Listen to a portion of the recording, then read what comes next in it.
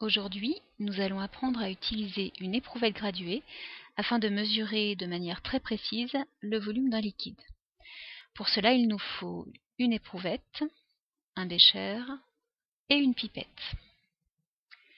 Tout d'abord, et avant de commencer la mesure, il est important de savoir comment est graduée l'éprouvette.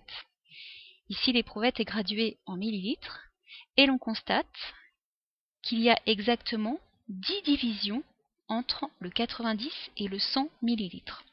Cette éprouvette est donc graduée d'une division pour 1 ml. 1 ml par division. Sur cette nouvelle image, nous pouvons compter de la même manière le nombre de divisions qui séparent le 50 du 60 ml. Lorsqu'on démarre à 50 ml, on compte une première division, donc 51 ml, puis 52, 53, 54, 55, 56, 57, 58, 59 et enfin 60 ml. On est donc bien à 1 ml par division. Nous allons effectuer le prélèvement de 60 ml d'eau. Je commence donc par introduire de l'eau dans un bécher. Puis j'utilise le bec verseur du bécher pour transvaser l'eau dans l'éprouvette. Je transvase une certaine quantité d'eau en prenant soin de ne pas dépasser évidemment le volume souhaité, à savoir ici 60 ml.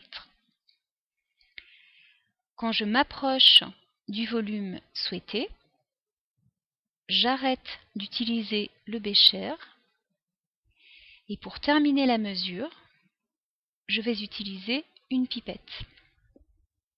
En effet, la pipette permet d'ajuster le volume de manière extrêmement précise puisqu'on peut introduire, grâce à la pipette, l'eau dans l'éprouvette au goutte à goutte. Je termine donc ainsi le prélèvement de 60 ml d'eau.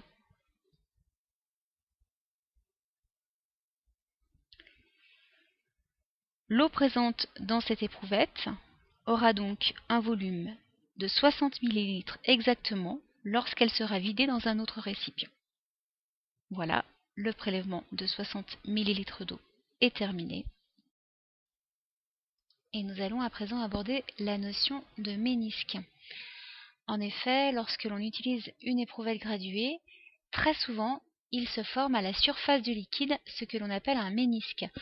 On en observe un sur cette image, très bien formé entre la graduation 25 ml et 27 ml.